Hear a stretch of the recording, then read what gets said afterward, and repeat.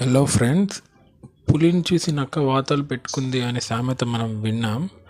ఇప్పుడు ఈ ఎంఎన్సి కంపెనీలో పనిచేస్తున్న ఈ సిఇఓస్ కానివ్వండి, డైరెక్టర్ లెవెల్స్లో ఉన్న వ్యక్తులు ఎవరైతే ఉన్నారో వారు చేస్తున్న ఈ వ్యాఖ్యలు కూడా ఎంప్లాయీస్ సంబంధించి అదే విధంగా ఉన్నాయి.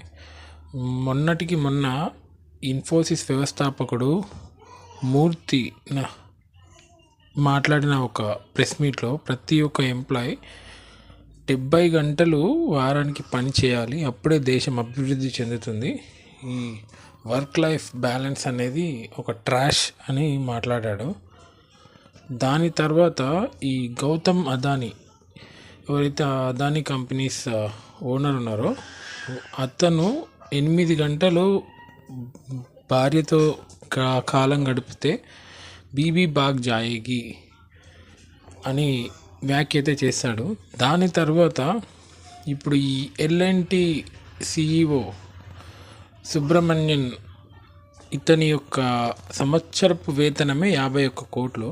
మరి ఇతను వాళ్ళ ఎంప్లాయీస్తో మాట్లాడుతున్నప్పుడు, సార్ మాకు సండే హాలిడే ఉంది, అలాగే సాటర్డే వర్క్ చేపిస్తున్నారు, సో మాకు సాటర్డే ఎక్సెప్షన్ ఉందా అని అడిగితే దానికి రిప్లైగా ఇచ్చిన బదులు, అసలు నేను సండే కూడా ఎలా వర్క్ చేయాలని చూస్తున్నాను, ప్రతి ఒక్క employee 90 hours per week work చేయాలి, అసలు ఇంట్లో కూర్చొని పిల్లల ముఖం చూస్తే ఏమొస్తుంది, ఆఫీస్కి వచ్చి వర్క్ చేస్తేనే కదా దేశం అభివృద్ధి చెందుతుంది అని మాట్లాడాడు. సో దీనికి సంబంధించి ఈ ఎగ్జాంపుల్గా చైనా యొక్క వర్క్ కల్చర్ని చూపిస్తూ ఈ వ్యాఖ్యలు అయితే చేశాడు. మరి దీనికి సంబంధించి ప్రతి ఒక్క ఎంప్లాయీ ఏమనుకుంటున్నారంటే, ఒక సాధారణ ఎంప్లాయీ ఎల్ఎన్టీ కంపెనీలో చేరాలంటే వారి యొక్క కనీస వేతనం 9 lakhs పర్ యానం అని ఉంది. మరి 9 lakhs పర్ యానం ఉన్న వ్యక్తి యొక్క జీతం సంవత్సరానికి ఎంత పెరుగుతుంది అంటే ఆన్ అన్ యావరేజ్ 4 to 5% ఉంది. సో ఏ కంపెనీలో అయినా 4 to 5% మాత్రమే ఉన్న కనీస వేతనం పెంపు ఈ సిఇఓ అండ్ ఫౌండర్ లెవెల్స్లోకి వెళ్తే కోట్లల్లో వాళ్ళ యొక్క ఆదాయం అనేది పెరుగుతుంది. సో మరి అంతలా డబ్బులు తీసుకుంటున్న ఆ వ్యక్తులు పనిచేయడంలో తప్పు లేదు.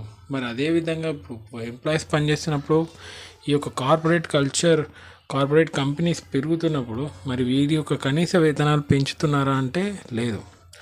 సో నువ్వు కంపెనీ యొక్క వాల్యూ పెరుగుతున్నప్పుడు కంపెనీలో పనిచేసే ఎంప్లాయీ వాల్యూ కూడా పెరిగితే ప్రతి ఒక్కరు సంతోషంగా పనిచేస్తారు. బట్ మీ యొక్క కార్పొరేట్ లాభాలు చూసుకుంటూ ఎంప్లాయీస్ని అసలు ఒక చిత్తు కాగితంలాగా ట్రీట్ చేయడం అనేది ఎంత మటుకు సమంజసమో మీరే చెప్పాలి. సో దీనికి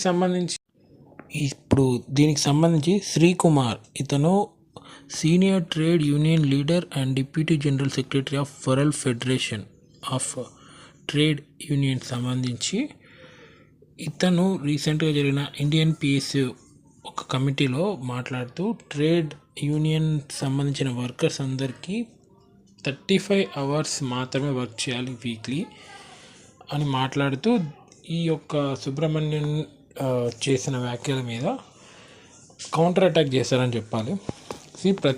ఆఫ్టర్ మన యొక్క స్వాతంత్రం వచ్చిన తర్వాత ప్రతి ఒక్కరు కష్టపడితే 8 hours వర్కింగ్ టైమింగ్ అనేది సాధించారు. సో దానికి తగ్గట్టు ఇప్పుడు ఏదైతే ఆర్టిఫిషియల్ ఇంటెలిజెన్స్ గ్రో అయ్యిందో సైన్స్ అండ్ టెక్నాలజీలో, మరి దానివల్ల ఈ యొక్క వర్క్ అవర్స్ తగ్గించారు అంటే లేదు అని చెప్పాలి. మరి ఒకవేళ వర్కర్స్ కంటిన్యూస్గా స్ట్రగుల్ చేసి ఎఫర్ట్స్ ద్వారా కంపెనీ యొక్క గ్రోత్ ఇంక్రీజ్ చేస్తే దాని యొక్క బెనిఫిట్స్ ఎవరికి వెళ్తున్నాయంటే ఈ యొక్క కార్పొరేట్ కంపెనీస్లో పనిచేస్తున్న యాజమాన్యం తీసుకుంటుంది. మరి వీళ్ళు ఏం చేస్తున్నారంటే బోర్డ్ మీటింగ్ ఒక రూమ్లో కూర్చొని విత్ మంచి కంఫర్ట్స్తో వీళ్ళు ఎంప్లాయీస్ని ఇంకా వర్క్ చేయాలని చెప్తున్నారే తప్ప లాభాలు వీళ్ళు తీసుకుంటూ మరి ఎంప్లాయీస్కి ఎంత మటుకు ఈ యొక్క బెనిఫిట్స్ ఇస్తున్నారు అంటే లిటరలీ జీరో అని చెప్పాలి.